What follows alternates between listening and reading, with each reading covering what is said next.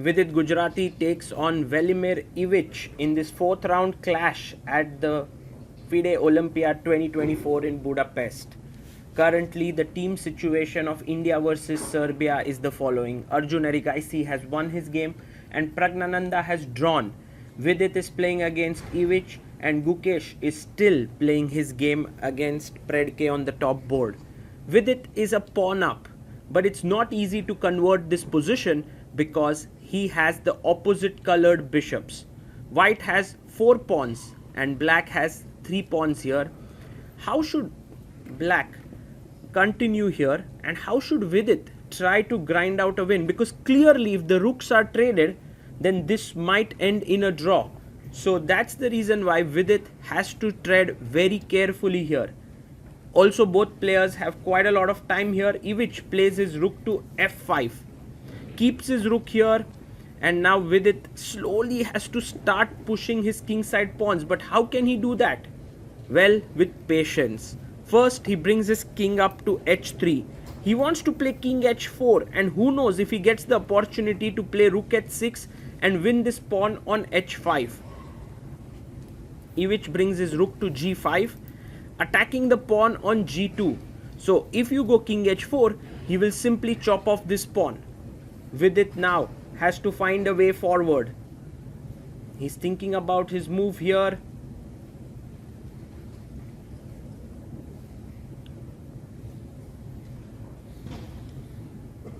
And plays his rook to d2, defending the pawn and also placing the rook on a pretty good square so as to get the king moving upwards. You can see that Ivic is quite confident about his chances here. He has still quite a lot of time on the clock. He plays rook d5, offers a rook trade. Vidit instantly moves away. He's like, I'm never going to trade the rooks here. I'm just going to keep the rooks on the board and I'm going to keep grinding. One of the things that Vidit has done admirably and brought a change in himself is to keep fighting for a win in any given position. And that is also true for all the youngsters. Now the rook has come to d1. Vidit can move up forward here. But the problem is that after check, king g5, there is the move h4 with the idea of h3, which could become a little drawish in nature. So Vidit comes back, and this is once again confidence in yourself that you will make progress at some point. If not now, then later. You are just staying there, keeping the position. Rook d5, Ivic goes back. And now, how will Vidit create some counterplay is the big question. He brings his rook up, okay. Maybe his idea is to move the rook to h4. There's also this pesky check on f4 followed by the rook moving into f6. Ivic plays rook to f5, stopping this rook f4 ideas and also attacking the rook. Now Vidit brings his rook to d4. Another advantage of having the rook here is that you can play f4 followed by g3. Rook d5 played here, offering once again the trade of rooks. And you all know what Vidit's going to do. He's going to decline it for sure, and Vidit comes back and plays his rook to f4. You see, by playing these moves, what is happening is, although there is not much progress on the board, there is a lot of progress that is happening on the clock. Ivic from 20 minutes has now come down on time. Few options remain with him. Going back to g8, king g6 doesn't look great because of rook f6 check. He goes for e6, which is also a good move. You know, it's not at all a bad move here. King e6. And Vidit moves in with a check. Of course, the king has to move backwards. King e7 seems like the most logical move in this position. And Ivic plays it. He plays his king to e7. And Vidit completely focused here, plays the move rook to h6. Now the rook is very well positioned. You will see that it's attacking the pawn here, also cutting the king off. So king comes to f7. One could say that there is not much progress that has been achieved from the starting position. But as I said, the clock has ticked down, and with it now once again creating the threat of king h4 and rook takes h5. So Ivic quickly goes with rook to g5. In order to make progress now, Vidit has a very interesting idea which he should try, and I think he's going for it. If he pushes his pawn here, he will lose this, but he plays g3. Very nice move, because if bishop takes f3, there is a check and you lose the bishop, so you can't do that. So Ivic must now play rook f5, provoke f4, and then maybe put his bishop to f3 where everything is well defended. This should be the best defense, but he goes rook d5, which is also fine, and now Vidit plays his king to h4. Very important to keep the king on the 5th rank, attack here, and once the pawn is pushed, bring your bishop here. But Ivic blunders, he goes rook d1, and this is a massive mistake here by Velimir Ivic. That's because now the king can enter via g5. On the 5th rank it could not. This is a big error that he's finally made with 4 minutes on his clock, and of course Vidit doesn't want to take this pawn, because then there is a check, king g5, rook takes rook, king takes, and bishop f3 with a draw. So right now is not the time to take the pawn, so he pushes it forward. Very nice move, because now the bishop can come here and defend, but the king is entering. That is the key point here. So bishop f3 is kind of forced, and you can sense that Ivic is not very happy with the developments. Vidit instantly brings his king up. Now h5 is hanging, so clearly you have to either find play bishop f3 or rook h3.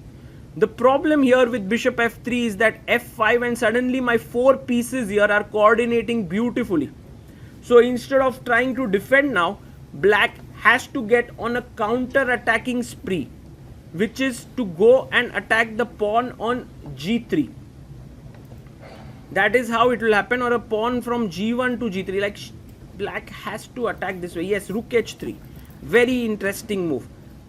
Now for Vidit, it's like if you take here, I take here, this is an improvement for Ivic's position. So Vidit goes check first, and I guess if you go king g8, he has rook check, king here, and then rook king f6 defending the pawn. So that's not a good idea to go back.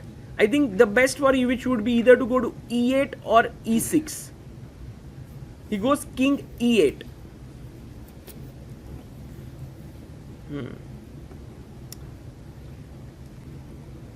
And now maybe bishop e1. Yes, bishop e1 played, defending this pawn. It's a very interesting move. Ivic instantly goes and attacks the bishop. So the defensive strategy is clear. Move the bishop away and then attack this. If you're going to take on h5, you'll lose the pawn on g3. So Vidit goes back. And it's like, you know, this back and forth which he's doing. He's actually taking away time, and now the 60 moves have been completed. So the arbiter quickly gives both the players new score sheets, because they both are almost down to a minute on the clock. Rook h5 is definitely a possible move, but I don't think Vidit wants it. He comes back with the bishop. And it's very interesting to see now how will Vidit make progress from here. Bishop e1, defending this pawn, and Ivic goes back and attacks. Last time Vidit had gone to b4. Clearly he won't repeat again. He wants to play for a win. He plays his bishop to, he's waiting there, f2. Nice move. Bishop f2. Okay, but I can still attack your bishop. What have you achieved here as Vidit? We must understand what is Vidit's idea of bishop f2. Why was bishop b4 chosen back to f2, rook h2? Yes, Ivic asked the right question now. Where is the progress with it? Is the question. And Vidit brings his hand to the bishop. He plays it to c5. Ooh, he's giving up this pawn on b2. But I believe that after king f6, let's say you try to somehow save the mate, rook h5, these two pawns are very strong. So in a way, taking on b2 might not be the most ideal way to continue here for Ivic, because he loses the h5 pawn and these two pawns are very strong. And also notice that this pawn on a5 is effectively clamping down both of black's pawns. So rook b5, rook b2 can also be met with rook h5, and this is completely winning for white. So Ivic plays again rook g2. He's going after the g pawn, and now Vidit goes rook e7. Ooh, what a move! Suddenly from nowhere, the rook is going to come back here and defend this, and this is weak. This is such delicate maneuvering. Delicate maneuvering is the right word for Vidit's play here. Exquisite play. Rook e3, defending here, and now h5 is hanging. You can see how nimbly he has made progress with the pawns, and then the h5 pawn is hanging. Quite classy, I must say. Ivic now says, okay, I have to take this. Because if you had gone rook h2 trying to defend here, the f pawn is just rolling down the board. So Ivic tries to create some play by taking rook takes b2, but now the h5 pawn is just falling. Oh, but there has to be some care taken. Rook, king takes h5, maybe rook b5 pin here. So Vidit first gives a check. Smart move here. Also, if the king goes inside, there can be some mating patterns. So king d7 is a good idea. And now Vidit can take safely the pawn on h5. He takes it. And now we have two connected passed pawns that are moving down the board here. This is going to be absolutely superb. King comes up to d6. And Vidit has to now carefully move forward, not to blunder anything, because the position is totally winning here. He pushes his g pawn first. And because this a5 pawn clamps both the black pawns, white is effectively 2 pawns up. Rook g2 played. Maybe now g5, or you can even push f5. Both are possible here. Vidit goes for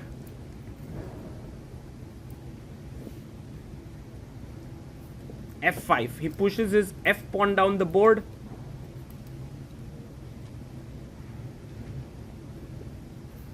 Bishop d5 played, trying to take control of the e6 square here.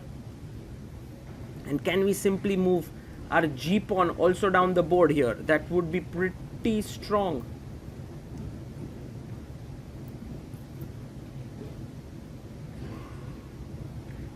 Vidit nodding his head here. Yes, pushes his pawn to g5. And slowly and steadily, these pawns are rolling on. Check. And Vidit moves in. King g6. Ivic comes back with his rook. Rook to h8. The final stretch now.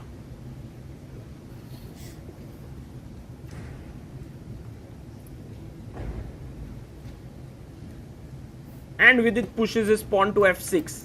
Now the idea is f7, king g7, g6. All the pawns are moving forward. Ivic gives a check. He's hoping to blockade the pawns on the light squares. So bishop f7 and bishop g6 is his idea. You know, in opposite colored bishops, if the pawns start to lose their ability to move, it can still lead to a draw. So Vidit has to be very careful. Rook e7. I love this move. Attacking the bishop and also the pawn.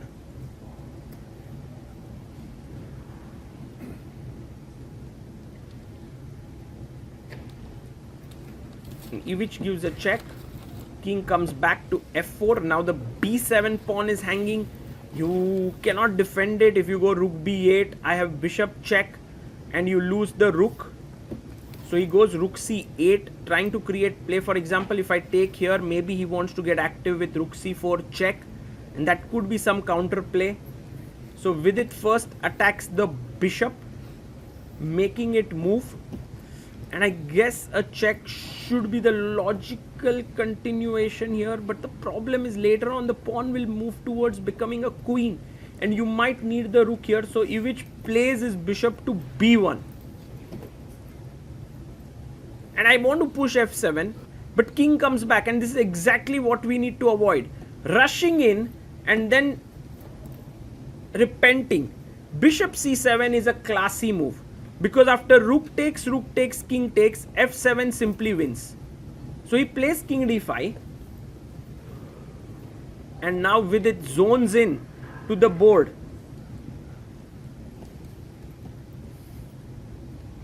He wants to play f7, but first gives a check.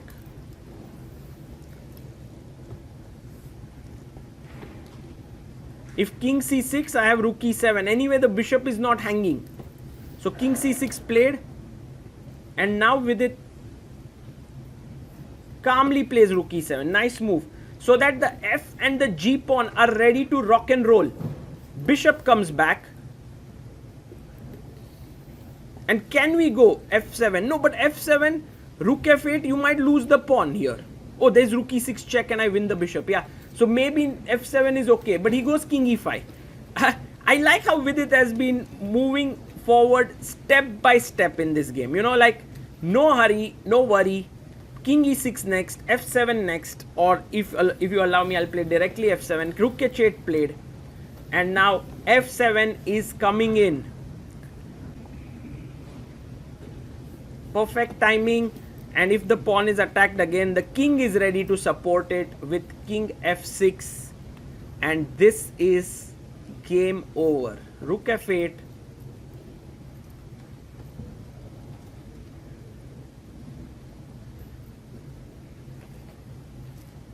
And Vidit plays king f6, and it's time to throw in the towel. This was a beautiful exhibition of how to calmly convert an extra pawn by first moving around, bringing your opponent low on time, and love how Ivic resigned there with a smile on his face. Vidit, as always, eats something after he wins. Never have I got to know what it is, but hopefully very soon. Srinath comes and pats him on the back, helps his team win the match 2.5-half, and Gukesh also won, which helped India win 3.5-half against Serbia.